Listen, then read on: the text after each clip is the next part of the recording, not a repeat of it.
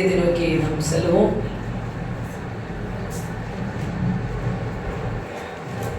எனக்கு கொடுக்கப்பட்ட நேரம் குறைவு என்பதால் அல்லேலூயா நான் அதையும் கான்சன்ட்ரேஷன் பண்ணிக்கிறேன். அல்லேலூயா. லூக்கா 14ஆம் அதிகாரம் 24வது வசனம்.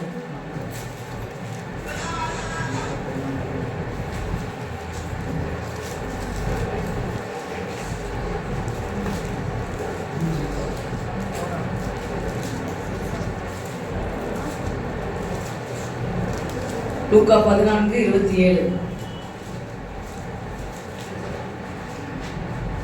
சமாதானத்தை உங்களுக்கு வைத்து போகிறேன்.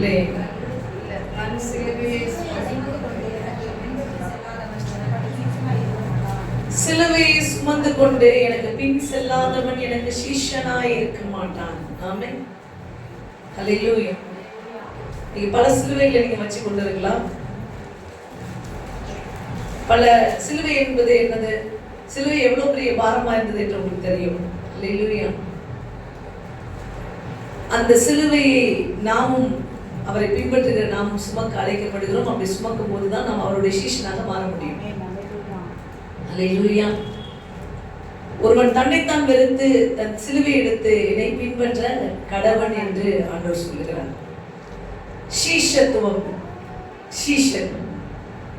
நான் ஒரு சில காரியங்கள் உங்களுக்கு நினைப்பூட்ட விரும்புகிறேன். இந்த வருஷத்துக்கு முன்பு வருஷம், அதற்கு முன்பு வருஷங்களில் நாம் தியானித்தது கிறிஸ்துவுக்குள் புது சிருஷ்டியாய் வாழ வேண்டும் என்பதை நாம் தியானித்தோம். அதிகமாக new creation life, in Christ life நம்ம தியானிச்சோம். அதற்கு பிறகு கர்த்தருடைய பிள்ளை என்ற அந்த நிலைக்குள்ள அப்பா பிதா என்று புத்திர சுவீகாரத்தின் ஆவி பெற்றுக்கொள்ள வேண்டும் என்று நாம் பிள்ளைகளாக, புத்திரர்களாக, குமாரர்களாக, குமாரத்திகளாக வாழ வேண்டும் என்பதை அதிகம் தியானித்திருக்கிறோம். அது பிற்பாட்டு வருஷங்கள்ல இந்த வருஷ துவக்கத்துல நாம் தியானிச்சது விசுவாசத்தை குறித்து அதிகமாக தியானித்தோம். இந்த தவச நாட்கள்ல நாம் தியானித்தது தேவனுடைய அன்பை குறித்து அதிகமாக தியானித்தோம். ஆமென்.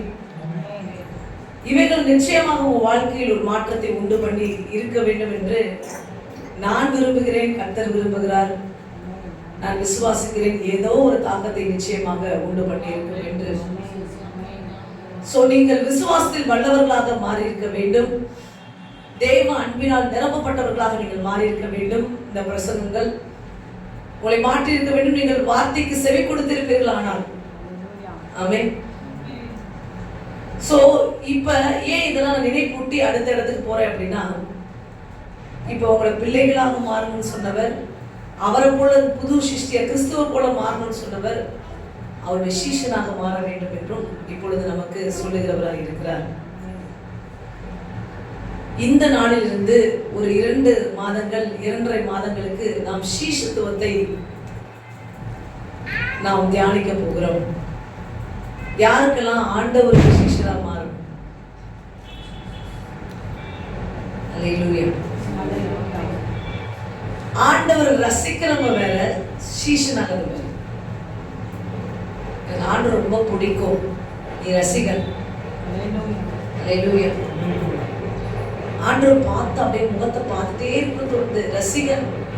அல்லேலூயா. ஆண்டவர்கிட்ட ரொம்ப நேரம் இருக்கணும்னு தோணுது, ரசிகன். அல்லேலூயா. ஆண்டவர் வசனத்தை அப்படியே அவர் பேச பேச கேட்டுட்டே இருக்கணும்னு தோணுது, ரசிகன்.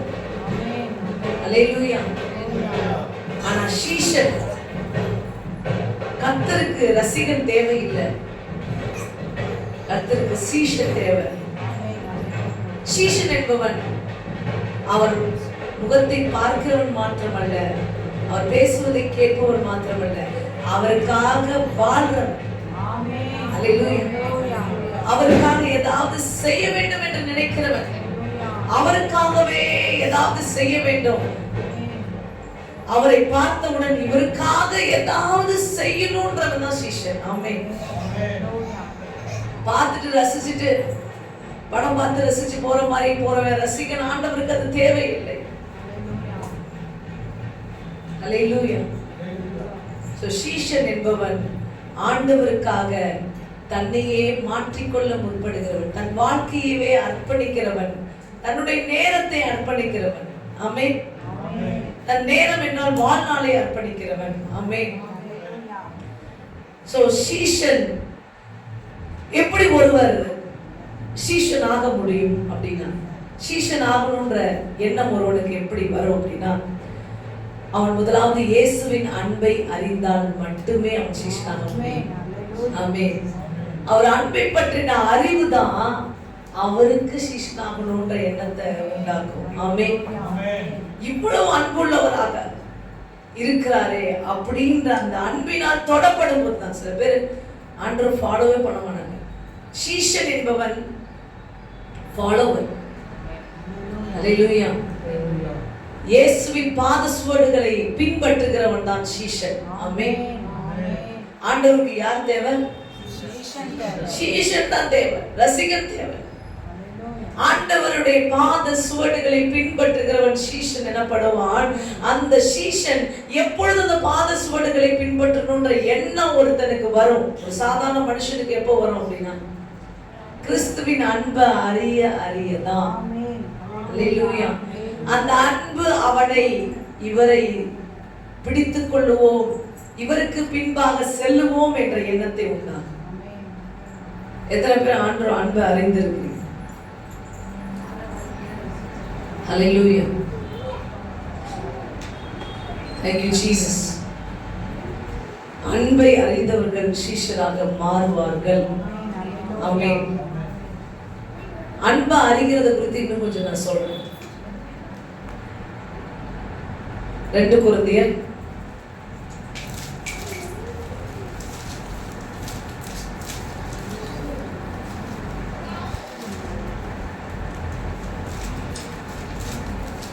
5:14 வாசிக்கலாம்.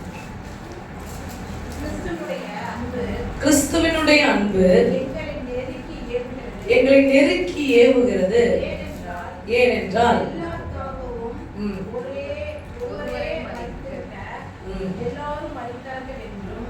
பிழைத்திருக்கிறவர்கள் இனி தங்களுக்கென்று பிழைத்திராமல் தங்களுக்காக மரித்து எழுந்தவருக்கென்று பிழைத்திருக்கும்படி அவர் எல்லாருக்காகவும் மரித்தார் என்று நிதானிக்கிறோம். ஆகையால் இது முதல் கொண்டு நாங்கள் ஒருவனையும் மாமிசத்தின்படி அறியோம். நாங்கள் கிறிஸ்துவையும் மாமிசத்தின்படி அறிந்திருந்தாலும் இனி ஒருபோதும் அவரை மாமிசத்தின்படி அறியோம். நாங்கள் கிறிஸ்துவையும் மாம்சத்தின்படி அறிந்திருந்தாலும் இனி ஒருபோதும் அவரை மாம்சத்தின்படி அறியோம். இயேசுவின் அன்பை அறிந்திருக்கிறேன் என்று சொல்லுகிறவன் மாம்சத்தின்படி அறிந்திருக்கிறானா? அல்லேலூயா. கடவுளுடைய அன்பை நான் அறிஞ்சிருக்கிறேன் அப்படி சொல்ற நீங்க, கல்வாரியில் இயேசு சிந்தின அந்த காட்சிகள் நிறைய படங்களில் போடப்படுகிறது, நிறைய இடத்துல காட்டப்படுது. அதை பார்த்தோன்னே அந்த காயங்கள், எனக்காக ஒருத்தர் இருந்து காயப்பட்டார், ரத்தம் சிந்தினாங்கன்னொன்னே அந்த மாம்சம் அடிக்கப்படுறதும் அவர் வேதனைப்படுறதும் பார்க்கும்போது என்ன வருது? எனக்காக ஒருத்தர் அன்பு, எனக்காக ஒருத்தர் செஞ்சிருக்கிறார்ன்ற ஒரு எண்ணம் வருது. இது மாம்சத்தில் அறிவதா, ஆவியில் அறிவதா? மாம்சத்துல அறிவது. அல்லேலூயா. ஏன் இந்த மாம்சத்தின் அறிவு கர்த்தரை அறிகிற அறிவு அல்ல. ஏன்னா அந்த காட்சியை பார்க்கும்போது மட்டும்தான் அப்படி இருக்கும். அவர் வெளியில போய் வேற காட்சி பார்த்தோன்னே இந்த காட்சி மறந்துடும். அந்த ரத்த காயங்களோடு இருந்த காட்சி பார்க்கும்போது உள்ள உடைஞ்சு அழுந்திருந்தா கூட, படத்துல திரைப்படங்கள்ல கூட ஒருத்தர் அடிக்கப்படும் போது பார்த்தாலும் கண்ணு கலங்குறீங்களே, அப்ப அதுக்கு இதுக்கு என்ன டிஃபரன்ஸ்? அல்லேலூயா. புரியுதுங்களா? அப்ப உங்களுடைய இறக்க குணத்தின் நிமித்தம் ஒருவர் துன்பப்படுகிறதை பார்த்து நீங்க அழுகிறீர்களே தவிர மாம்சத்தின்படி கிறிஸ்துவை அறிவது. ஆனா மாம்சத்தின்படி அறிந்தோமானால் நாம் உண்மையாகவே அவரை அறிந்து கொள்ளவில்லை. நீ மாம்சத்தின்படி அறிந்திருந்தால் அவருக்கு சீஷனாக இருக்க முடியாது. அல்லேலூயா. அந்த படக்காட்சிகள், அந்த ஆண்டவருடைய காயங்களின் காட்சிகள் மட்டும் உன்னை தொட்டு உன்னை ஆண்டவருடைய அன்பை நீ அறிந்தேன் என்று சொல்லுவாயானால் அது உன்னை கடைசி வரையும் அவரை பின்பற்ற உன்னை வழி நடத்தாது. அதனால்தான் பவுல் இந்த இடத்துல சொல்றாரு, நாங்கள் கிறிஸ்துவை மாம்சத்தின்படி அறிந்திருந்தாலும் இனி ஒருபோதும், நாங்க அவர் காயப்பட்டாரு, ரத்த சிந்தனை எல்லாத்தையும் எங்களுக்கு தெரியும், ஆனாலும் நாங்க இனிமே மாம்சத்தின்படி அறியோம் அப்படின்னு சொல்லிட்டு ஒரு வார்த்தை சொல்றாரு. இப்படி இருக்க ஒருவன் கிறிஸ்துவுக்குள் இருந்தால் புது சிருஷ்டியா இருக்கிறான், பழையவைகள் எல்லாம் ஒளிந்து போயின, எல்லாம் இந்த வார்த்தை என்ன சொல்லுது அப்படின்னா, நான் மாம்சத்தின்படி அவரை அறியல, நான் ஆவியின்படி அவரை அறிய விரும்புகிறேன். அதனால நான் அவரை போலவே மாற விரும்புகிறேன். அவர் சிலுவை சுமந்தாரு, நானும் சிலுவை சுமந்த தயாரா இருக்கேன். அவர் அவமானப்பட்டாரு, நானும் அவமானப்பட தயாரா இருக்கேன். அவர் சாந்தமா இருக்க, நானும் சாந்தமா இருக்கேன். எல்லாம் அவருடைய குணாதிசயங்கள், ஆவிக்குரிய குணங்கள், ஆவிக்குரிய கனிகள். ஆமென். அல்லேலூயா. அதற்கு இருக்கிறீங்க கிறிஸ்துவின் அன்பை அவருடைய நம்முடைய பரிசுத்த ஆவியின் துணையோடு அறிய முற்பட வேண்டும். ஆமென்.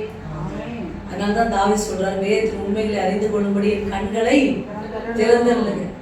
ஆண்டவரே உங்க அன்பை அறிஞ்சிருக்கேன்னா, சில பேர் என்ன இன்னைக்கு ஆண்டவருடைய அன்பை அறிஞ்சிருக்குன்னு சொல்லிட்டு என்ன பண்றாங்க, நிறைய கோயில்கள்ல, கர்த்தருடைய கோயில்கள் சொல்லப்படுகிற இடத்துல கூட அவருக்கு என்ன தேவையோ அதை அவருக்கு படைக்கிறது இல்லை. அல்லேலூயா. முடி நடி எல்லாத்தையும் கொண்டு வந்து அவருக்கு படைச்சிட்டு இருக்காங்க. அல்லேலூயா. ஆண்டவர் அதெல்லாம் கேட்டாரா? அல்லேலூயா. சோ ஏன் அவங்க மாம்சத்துல அறிஞ்சிருக்காங்க? அல்லேலூயா. கிறிஸ்துவின் அன்பை மாம்சத்துல அறிஞ்சிருக்காங்க. அதனால போய் புடவை கொடுக்குறாங்க, ஆண்டவருக்கு ட்ரெஸ் கொடுப்பாங்க, புடவை கொடுப்பாங்க, முடியை கொடுப்பாங்க, எல்லாத்தையும் கொடுத்துட்டு இருப்பாங்க. அல்லேலூயா. ஏன்னா அவங்க மாம்சத்தின்படி அறிஞ்சிருக்கிறாங்க. அப்படி அல்ல. கர்த்தர் அவரை அறிய வேண்டும் என்றால் நமக்கு பரிசுத்த ஆவியானவர் தேவை. இன்னொரு விஷயம் சொல்லணும், பாத்தீங்கன்னா நம்ம மாம்சத்துல படுற வேதனைய அறியும்படி தேவன் மாம்சமானார். நல்லா கேளுங்க, நம்ம மாம்சத்துல இருக்க வேதனையை அறியும்படி தேவன் மாம்சத்தில் பிறந்தார். ஆனா தேவனுக்கு ஆவியா இருக்கிறார். அப்ப தேவனை அறியணும்னா நம்ம எப்படி மாறணும்? அவ்வளவுதான். ஆமென். கர்த்தருடைய அன்பை அறிய வேண்டும் என்றால் நாம் அப்படியே மாறி தேவனுடைய ஆவிக்குரியவர்களாக தேவனுடைய ஆவியை பெற்றுக்கொண்டு நாம் செல்லும் போதுதான் அப்பா பிதாவேனே அழைக்க முடியும். அல்லேலூயா. தேவ அன்பை அறிவதற்கு பரிசுத்த ஆவியானவர் தான் உங்களுக்கு துணை செய்ய முடியும். சோ இதுவரை ஆண்டவருக்கு இது பிடிக்கும் அது பிடிக்கும், நீங்க மாம்சத்துல அவங்கள மாதிரி ஆவியினால் அறியாமல் மாம்சத்துல அறிஞ்சு,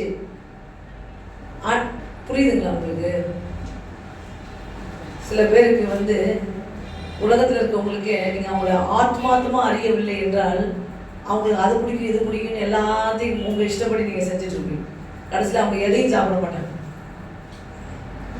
இந்த கலரை எனக்கு பிடிக்கலன்றவாங்க, இந்த சாப்பாடு எனக்கு பிடிக்கலன்றவாங்க. ஆனா உண்மையாவே அவர்களுக்குள்ள இருக்கிற தேவைகளை அறிய வேண்டும் என்றால் பரிசுத்த ஆவியானவர் தான் உனக்கு உணர்த்த வேண்டும். அதே போலதான் இந்த மனுஷனுக்கே அப்படின்னா தேவாதி தேவனுடைய அன்பை அறிய வேண்டும் என்றால் பரிசுத்த ஆவியானவர் தான் உனக்கு விலைக்கு சொல்ல வேண்டும்.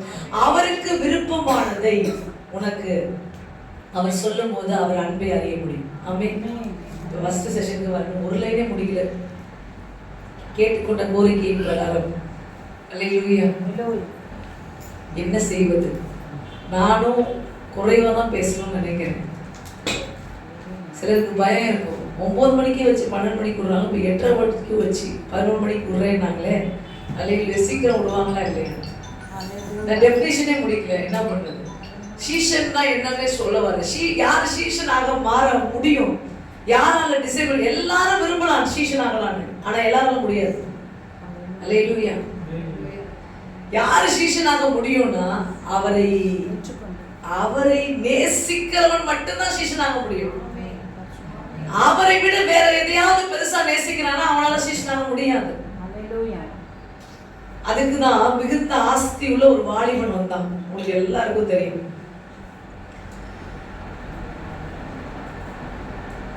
ஹல்லேலூயா. மிகுந்த ஆஸ்தி உள்ள ஒரு வாலிபன் ஆண்டவரிடத்துல வந்து, ரெஃபரன்ஸ் உங்களுக்கு நான் அனுப்புறேன். Thank you Jesus.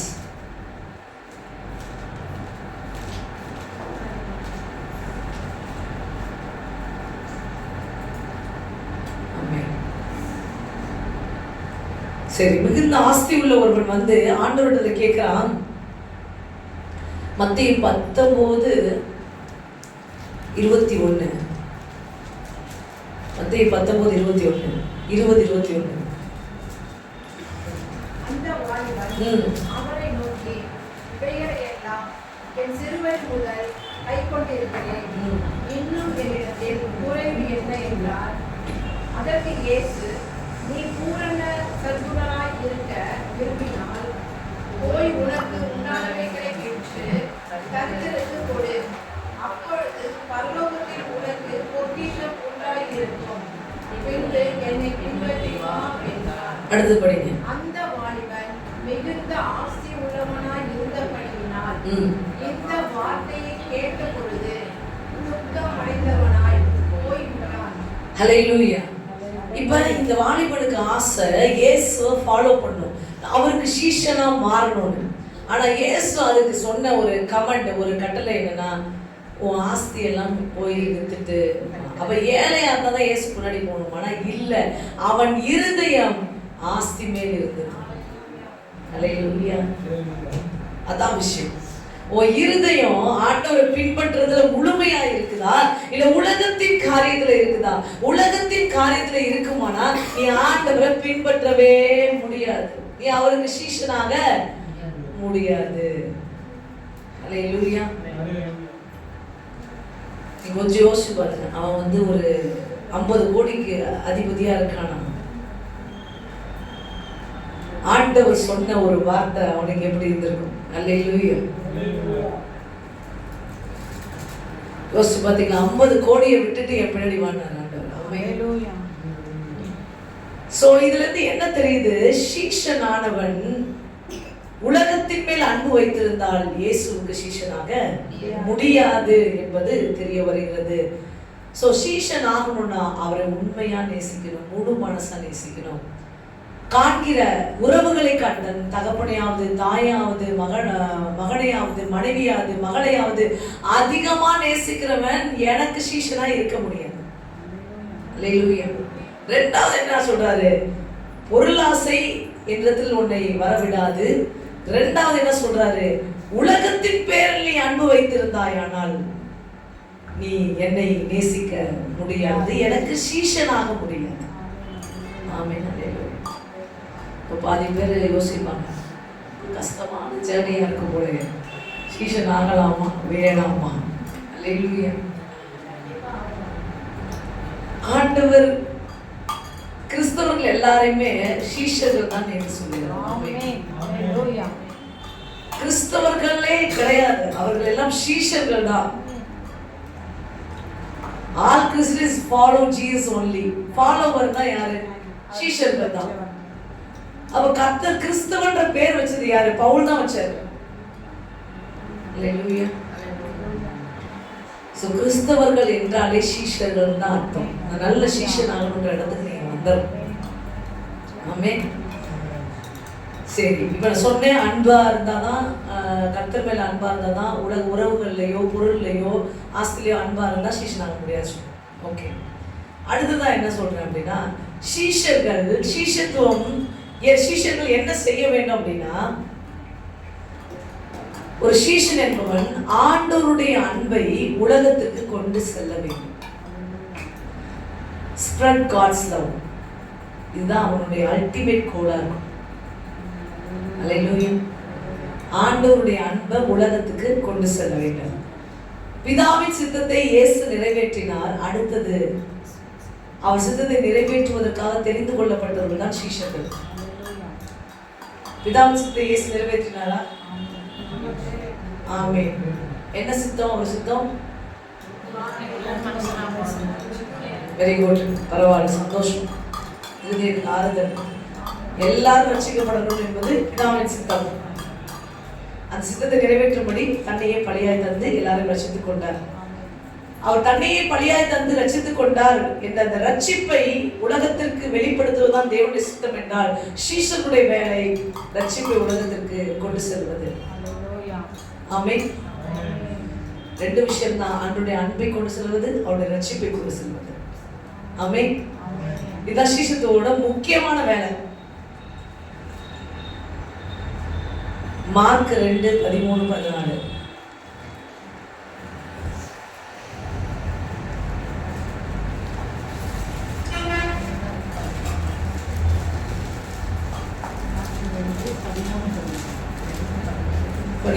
அவர் வெளியில் புறப்பட்டு கடலோர அருகே போனார். அப்பொழுது ஜனங்கள் எல்லோரும் அவரிடத்தில் வந்தார்கள். அவர்களுக்கு போதகம் பண்ணினார். அவர் நடந்து போகையில் அல்பேயுவின் குமாரனாகிய லேவி ஆயத்த வேளையில் உட்கார்ந்திருக்கிறதை கண்டு, எனக்கு பின் சென்று வா என்றார். அவன் எழுந்து அவருக்கு பின் சென்றான். ஆமென். ஹல்லேலூயா. சோ மூன்றாவது, தன்னுடைய பதவிகளை, புகழ்களை, புகழ்ச்சிகளை விட்டு தனக்கு கிடைக்கிற மிகுந்த ஆதாயம், பென்ஷன் கிடைக்கும், கவர்மெண்ட் சம்பளம். ஹல்லேலூயா. மத்தேயு கவர்மெண்ட் சம்பளத்தில் இருக்காரு, நல்ல ஒரு ஆதாயம் இருக்கு அவருக்கு. ஆனா அதை விட்டுட்டு எப்படி பின்பற்றி வா அப்படின்றாரு. உடனே மத்தேயு பின்பற்றி வருகிறார் ஆண்டவர். சோ அந்த மிகுந்த பதவிகளை விட்டு அவரை பின்பற்றி வருகிறார். ஆண்டவர் என்ன விரும்புறாரு? எல்லாரும் சீஷராக வேண்டும் என்று விரும்புகிறார். ஆமென். ஆமென். சரி, அடுத்ததாக நான் சொல்ல விரும்புவது, சீஷன் என்பவன் கிறிஸ்துவின் சாயல் உடையவனாக இருக்க வேண்டும். லூக்கா 6:40, மத்தேயு 26, லூக்கா 6:40 ஒருத்தர் எடுத்துக்கொள்ளுங்க, படிங்க. சீஷன் தன் குருவுக்கு மேற்பட்டவன் அல்ல, தேறினவன் எவனும் தன் குருவை போலிருப்பான். நீ உன் கண்ணில் இருக்கிற உத்திரத்தை உணராமல் உன் சகோதரன் கண்ணில் இருக்கிற துரும்பை பார்க்கிறது என்ன? அல்லது நீ உன் கண்ணில் இருக்கிற உத்திரத்தை உணராமல் உன் சகோதரனை நோக்கி, சகோதரனே, நான் உன் கண்ணில் இருக்கிற துரும்பை எடுத்து போடட்டுமா என்று. ஓகே, இது அப்படியே வச்சுக்கோங்க இந்த வார்த்தைய. சீஷனானவன் தன் குருவுக்கு மேற்பட்டவன் அல்ல, தேறினவன் எவனும் குருவை போல் இருப்பான். அப்படின்னா ஒரு சீஷன் அப்படியே குருவின் சாயலா இருப்பான், ஆனா அவன் குரு கிடையாது. அல்லேலூயா. That is very important. யாராவது இப்ப இந்த சபையில் இருக்கிறவங்க, நீங்க பிரசங்கம் பண்ணாலும் நீங்க ஜெபிச்சாலும் கிட்டத்தட்ட நான் எப்படி பிரசங்கம் பண்றேன், எப்படி ஜெபிக்கிறேனோ அந்த இடத்துக்குள்ள ஜெபிப்பீங்க. அல்லேலூயா. ஏன் அப்படின்னா கர்த்தருடைய சீஷர்கள் தான் நீங்க எல்லாருமே. ஆமென். என் மூலமாக கர்த்தருடைய சீஷர்கள் நடத்தப்பட்டவர்கள். ஆமென். அப்ப கர்த்தர் இந்த சபைக்கு என்னென்ன குணாதிசயங்கள் கொடுத்தாரோ அதெல்லாம் இருக்கும் உங்களுக்கு. தீர்க்க தரிசனம் வர இருந்தா தீர்க்க தரிசனம் வர இருக்கும். ஆமென். இப்ப எங்க சொல்லப்படுகிறது, குரு குரு தான், கர்த்தர் கர்த்தர் தான். ஆமென். எந்த சீஷனும் குருவுக்கு மிஞ்சினவன் கிடையாது. ஹல்லேலூயா. ஒவ்வொருவரையும் ஆண்டவர் தனித்தனியாக அழைத்திருக்கிறார், எல்லாருக்குமே. இப்ப நீங்க பல சீஷர்களை உருவாக்க வேண்டும். ஆமென். அந்த சீஷர்கள் நீங்கள் குருவாக இருப்பீர்கள். ஹல்லேலூயா. அவர்கள் உங்களிடத்திலிருந்து கற்றுக்கொண்டு தேவனை மகிமைப்படுத்துவார்கள். ஆமென். அடுத்தது என்ன சொல்ல வர அப்படின்னா, சீஷன் என்பவன், இது எதுக்கு சொல்றேன்னா, சீஷன் குருவின் சாயலா இருக்க வேண்டும், ஆனா அவன் குருவுக்கு மேம்பட்டவன் அல்ல. நம்ம இயேசுவின் சாயலா இருக்கணும், இயேசுக்கு மேம்பட்டவன் அல்ல. ஆமென். சரி, அடுத்தது பாத்தீங்கன்னா அவருடைய சாயல் என்றால் அவருடைய குணம், நடத்தை. நான் பல தடவை சொல்லுவேன், ஒண்ணு பவுல் சொல்ற மாதிரி, நீங்க இயேசுவை போல ஆகுறீங்கன்னா என்ன மாதிரி ஆகும். என் கூட இருக்கிறவங்க, நெருங்கி இருக்கிறவங்களுக்கு சொல்லியிருக்கேன். என்ன சொல்லியிருக்கேன் அப்படின்னா, ஒண்ணு இயேசுவை மாதிரி மாறுங்க, இல்லைன்னா என்ன மாதிரினாச்சும் மாறுங்க. அல்லேலூயா. பவுல் சொல்றாரு, இதுதான் சொல்ற. பவுல் சொல்றாரு, நீ இயேசுவை போல மாறு, இல்லைன்னா என்ன மாதிரி மாறு. அல்லேலூயா. என்னிடத்தில் கற்றுக்கொண்டு என்னிடத்துல தேவனுடைய வார்த்தையை கேட்டு பழகி நீ இன்னும் மாறாமலே இருக்காது. Transformation is very important. சாயல் ரொம்ப அவசியம். தேவ சாயல் ரொம்ப அவசியம். அல்லேலூயா. அப்படின்னா என்ன அர்த்தம் அப்படின்னா, பேதுருவை நியாய சங்கத்துல பேதுருவை பிடிக்கும் போது அங்க இருக்க ஒரு விஷயம் பேசினாங்க. என்ன அப்படின்னா, அந்த வார்த்தையை மட்டும் வாசிக்கிறேன். சற்று நேரத்துக்கு பின்பு அங்கே நின்றவர்கள் பேதுருவிடத்தில் வந்து, மெய்யாகவே நீயும் அவர்களில் ஒருவன், உன் பேச்சு உன்னை வெளிப்படுத்துகிறது. அல்லேலூயா. இவன் வந்து ஜீசஸோட இருந்த ஆளுதான். ஏன்னா இவன் பேசுறது ஜீசஸோட இருந்தவங்க பேசுறாங்க, பின்னாடி யாரும் பேச வேண்டாங்க. இது பிரசங்கம் நடக்குது. உங்களுக்கு தனியா அங்கு பேச வேண்டும். உங்களுடைய பேச்சு யாரோட போல இருக்குது? இயேசுவை போல இருக்குது. அப்படின்னா சாயலா மாறுறது அப்படின்னா அவருடைய பேச்சு, அவருடைய குணம், அவருடைய நடத்தை, அவருடைய செயலை போல மாறினது. ஆமென். டிரான்ஸ்ஃபர்மேஷன் ஆகுறதுன்னா இயேசுவை போலவே டிரான்ஸ்ஃபர்மேஷன் ஆகுது. ஆமென். சீஷனை பார்த்தா, உங்களை பார்த்தா அப்படியே அவங்க அப்பா குருவை பார்த்த மாதிரி இருக்கு அப்படின்னு சொல்லணும். அல்லேலூயா. கர்த்தருக்கு ஸ்தோத்திரம் உண்டாகட்டும். ஆமென். சீஷன் என்பவன் குருவை போல இருக்கிறான். இயேசுவின் சீஷர்கள் அப்படின்னா இயேசுவை போல சாயல் உடையவர்களாக, தேவ சாயலாக மாறி தேவனோடிருப்பேன், தேவனோடிருப்பேன்.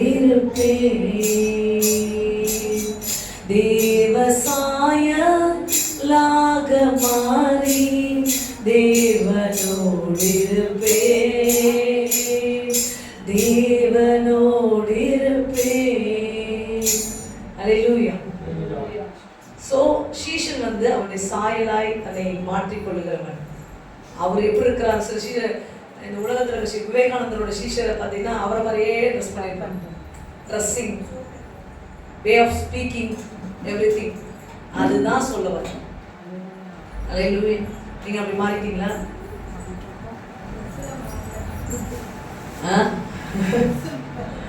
ட்ரெஸ் தேவையில்லை. Heart is very important. ஆண்டவர் இருதயத்தை பார்க்கிறார். இருதயத்தை ஒரு பெரிய மாற்றம் இருக்கு. ஆண்டவரை போல இருக்கிற ஒரு மாற்றம் இருக்கு. ஆமென். அடுத்ததான் பாத்தீங்கன்னா சீஷன் என்பது முத சொன்னேன் ஃபாலோவர். அவன் பின்பற்றுகிறவனா, கேட்கிறவனா, ரசிகனா மட்டும் இல்ல, ஃபாலோவரா இருக்கணும். அவரை போல மாறினவனா இருக்கணும்.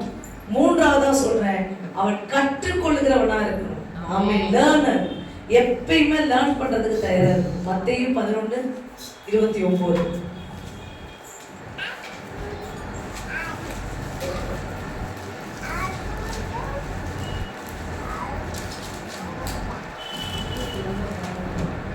நான் சாந்தமும் மனத்தாழ்மையுமாய் இருக்கிறேன். என் நுகத்தை உங்கள் மேல் ஏற்றுக்கொண்டு என்னிடத்தில் கற்றுக்கொள்ளுங்கள், அப்பொழுது உங்கள் ஆத்துமாக்களுக்கு இளைப்பாறுதல் கிடைக்கும்.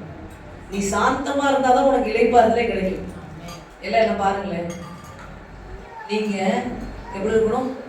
சாந்தமா இருந்தா மட்டும்தான் ஓ ஆத்மாவுக்கு இளைப்பாறுதல். மத்தவனுக்கு அடுத்த இளைப்பாறுதல் நீ சாந்தமா இருக்கிறதுனால.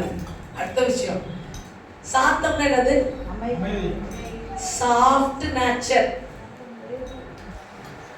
இவ்வளவு திட்டுறாங்க, ஒரு வார்த்தை கூட பேச மாட்டேங்கிறீங்க. அல்லேலூயா. இவ்வளவு அடி அடிக்கிறாங்க. ஆண்டவர் என்ன சொல்றாரு? ஒரு கணத்துல அரைஞ்சா இது யாரோட ரூல்ஸ்? நம்ம குருவோட ரூல்ஸ். அல்லேலூயா.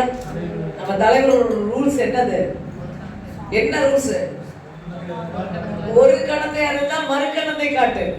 No reaction, response only. அல்லேலூயா. ரெஸ்பான்ஸ் பண்ணாம இருக்க கூடாது, காட்டாம இருக்க கூடாது. அப்படின்னா என்ன அர்த்தம்? ரெஸ்பான்ஸ் பண்ணு, ஆனா ரியாக்ட் பண்ண, திருப்பி அடிக்காத. ரெஸ்பான்ஸ் பண்ணாம இருந்தா என்ன அர்த்தம்னா அலட்சியம் பண்றோம்ன்ற அர்த்தம். அது கிடையாது. அல்லேலூயா. சோ நம்ம தலைவர் இயேசு கிறிஸ்துவோட ஒரு கொள்கை என்ன அப்படின்னா சாந்தம். அல்லேலூயா. எத்தனை பேர் சாந்தமா இருக்கணும்னு விரும்புறீங்க? தானா வராது. கற்றுக்கொள்ளுங்க, ஆண்டவர்கிட்ட கேட்டு பெற்றுக்கொள்ளுங்க. ஆமென். மனத்தாழ்மையும் சாந்தத்தையும் ரெண்டத்தையும் என்கிட்ட நீங்க கற்றுக்கொள்ளுங்க. நான் சொல்றாரு, ஆண்டவர் எவ்வளவு சாந்தமா இருந்தா, அடிக்கப்படும் போது அடிக்கப்படும் ஆட்டுக்குட்டியை போல அவர் எடுத்து போனாலும் அவர் திரும்ப அவரால் பேச முடியும். அவர் பேசாது இருந்தார், அமைதியா இருந்தார். ஆமென். எத்தனை பேர் இருக்கீங்க சாஃப்ட் நேச்சர் உள்ளவங்களா நீங்க மாறணும்? எப்பயுமே அவரை அடித்து துன்புறுத்தினார்கள், அவமானப்படுத்தினார்கள், அவருடைய அங்கியை சீட்டு போட்டார்கள்.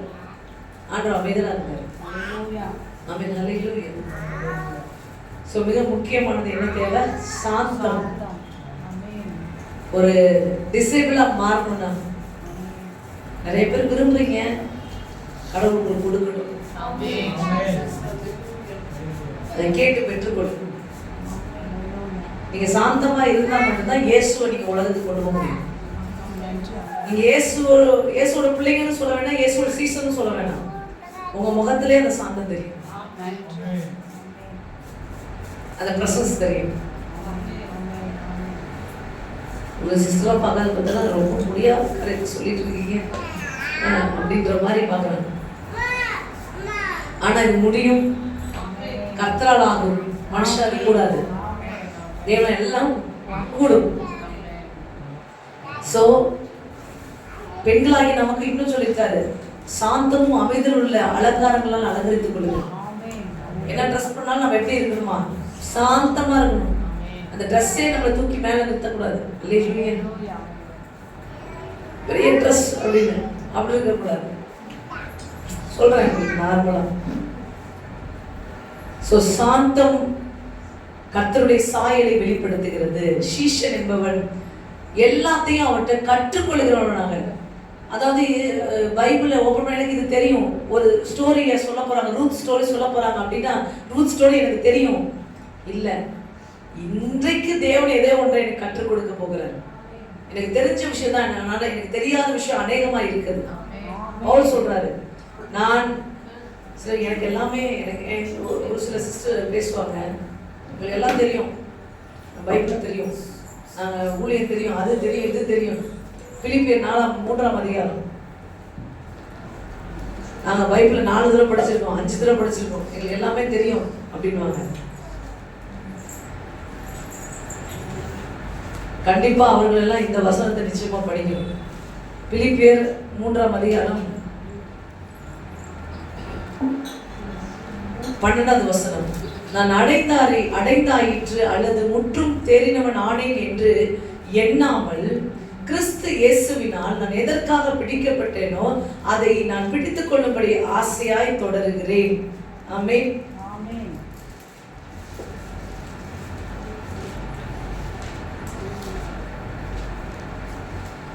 எனக்கு சிலவற்றை நான் அறிந்திருந்தாலும் நான் அறிய வேண்டியது இன்னும் அநேகமாய் இருக்குது என்று பவுல் சொல்லுகிறார். ஆமென். எனக்கு எல்லாமே தெரியும்னு நீங்க சில இடத்துல பேசலாம், ஆனா உண்மையாவே உங்களுக்கு எல்லாமே தெரியுமான்னு தெரியாது. உங்களுக்கு கேட்டு பார்த்தீங்கன்னா அதுல இருக்க பல விஷயங்கள் உங்களுக்கு தெரியாது. ஆமென். அதான் பவுல் சொல்றாரு, சில பேர் நிறைய 5 தடவை பைபிள் படிச்சவங்கள்ட்ட எதுவுமே நீங்க பிரசங்கம் பண்ண முடியாது, தெரியுங்களா? உடனே சொல்லுவாங்க, எனக்கு தான் இந்த அதிகாரம் தெரியும், இங்க இருக்கு அது தெரியும், அப்ப உனக்கு எதுவுமே தெரியாதுன்னு இல்லை, அப்ப உனக்கு எதுக்கு பிரசங்கம்? அல்லேலூயா. அவனால அவனுக்குள்ள எந்த மாற்றமும் இருக்காது. கற்றுக்கொள்ளுகிறவன்கிட்ட தான் மாற்றம் இருக்கும். அந்த கற்றுக்கொள்ளுகிறவன் விருப்பம் இருக்கவன்கிட்ட மட்டும்தான் மாற்றங்கள் உண்டாகும். அல்லேலூயா. அதனால பவுல் சொல்றாரு, ஒரு சீஷன் என்பவன் எப்பொழுதும் கற்றுக்கொள்கிற மனப்பான்மை உடையவனாக இருக்க வேண்டும். ஆமென். இன்னைக்கு ஏதோ ஒன்று ஆண்டவர் கற்றுக் கொடுக்க போறாரு, இவங்க மூலமா ஏதோ ஒன்று கற்றுக் கொடுக்கிறாரு. இல்ல இந்த வசனத்தை படிக்கும் போது, இந்த பிரசங்கத்தை எத்தனை முறை கேட்டிருந்தாலும் இதன் மூலம் இன்னைக்கு ஏதோ ஒரு விஷயத்தை, புதிய வெளிப்பாடுகளை கற்றுக் கொடுக்க போறேன் என்ற எண்ணத்தோடு இருப்பான். ஆமென். அடுத்ததாக சீஷன் என்பவன் பரிசுத்த வாழ்விற்காக அழைக்கப்பட்டவன். ஆமென். 1 தெசலோனிக்கர் 2:10. ரெண்டு தலைப்பு தான் இருக்கு, முடிச்சுறேன். 1 தெசலோனிக்கர் 2:10. விசுவாசியாய் இருக்கிற உங்களுக்குள்ளே நாங்கள் எவ்வளவு பரிசுத்தமும் நீதியும் பிழையின்மையாய் நடந்தோம் என்பதற்கு நீங்களும் சாட்சி, தேவனும் சாட்சி. ஆமென். என் பரிசுத்தத்துக்கு தேவன் தான் சாட்சி அப்படின்னு எத்தனை பேர் சொல்ல முடியும்?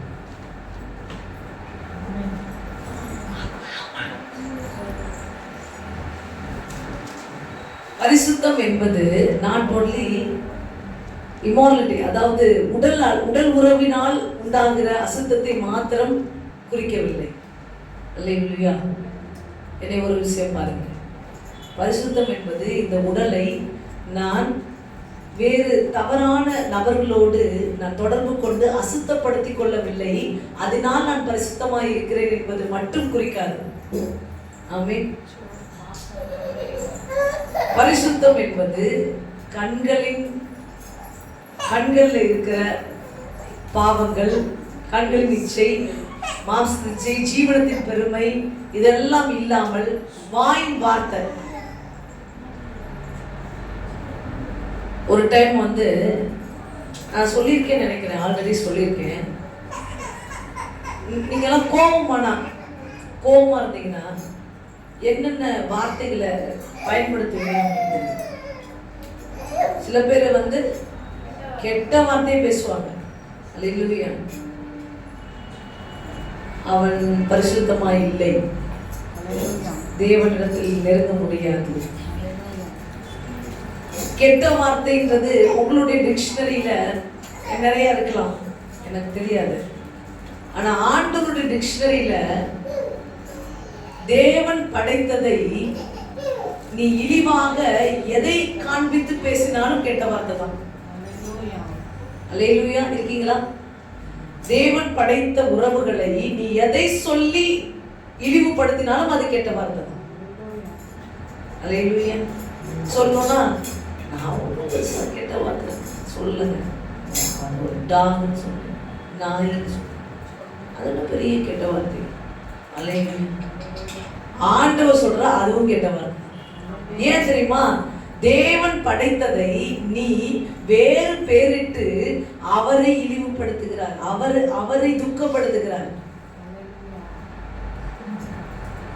அதனாலதான் சொல்றாரு, சபித்தலும் துதித்தலும் ஒரே வாயில பிறக்கல் ஆகாது. நீ ஆண்டவர் நீ இப்படி சபிச்சுட்டு கெட்ட வார்த்தையில பேசிட்டு நீ போய் ஆண்டவர் துதிச்சினா ஆண்டவர் வரமாட்டார். அல்லேலூயா. சோ வாயில பரிசுத்தம், சிந்தனையில பரிசுத்தம், கண்ணுல பரிசுத்தம், இருதயத்துல பரிசுத்தம், சரீரத்துல பரிசுத்தம்,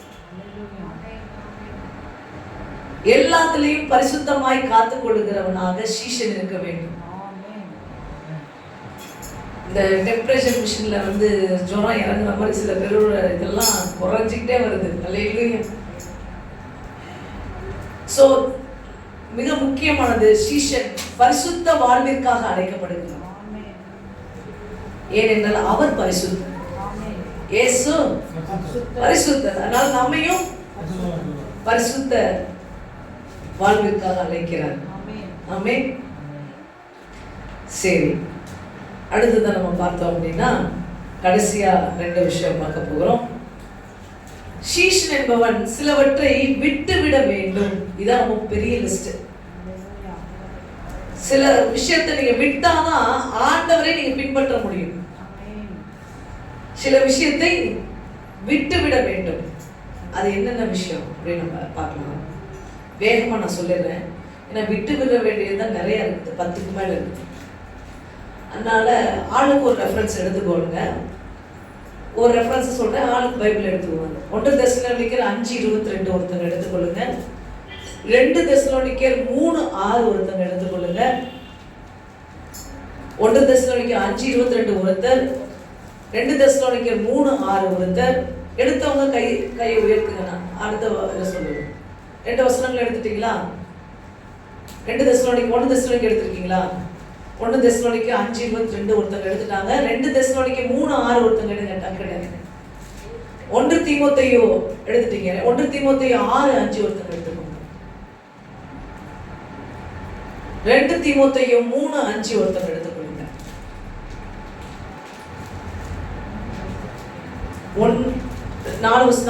4 பேர் எடுத்துட்டீங்களா?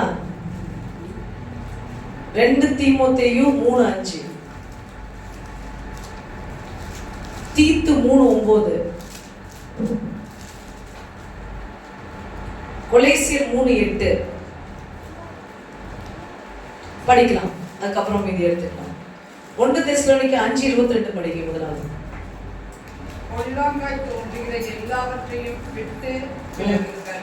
பொல்லாங்காய் தோன்றுகிறது, அநியாயமா தோன்ற அநேக காரியங்களை விட்டு விலகணும். பொல்லாப்பு செய்யறது, அடுத்தவங்க பொருளை ஆசைப்படுறது, அடுத்தவங்க உடைமைக்கு ஆசைப்படுறது, அதெல்லாம் பொல்லாப்பான செயல்.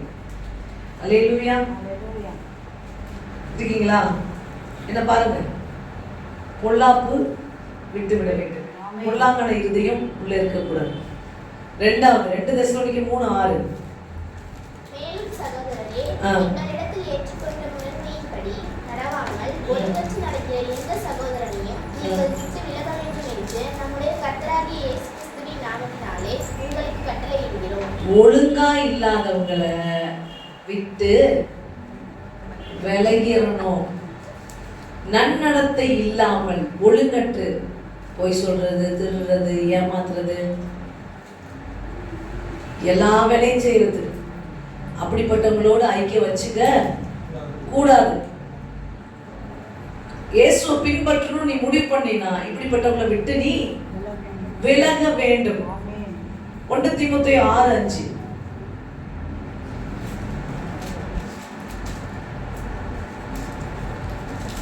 1 தீமோத்தேயு 6:5. கெட்ட சிந்தனை உள்ளவர்களுக்கும் சத்தியம் இல்லாதவர்களுக்கும் தேவ பக்தியை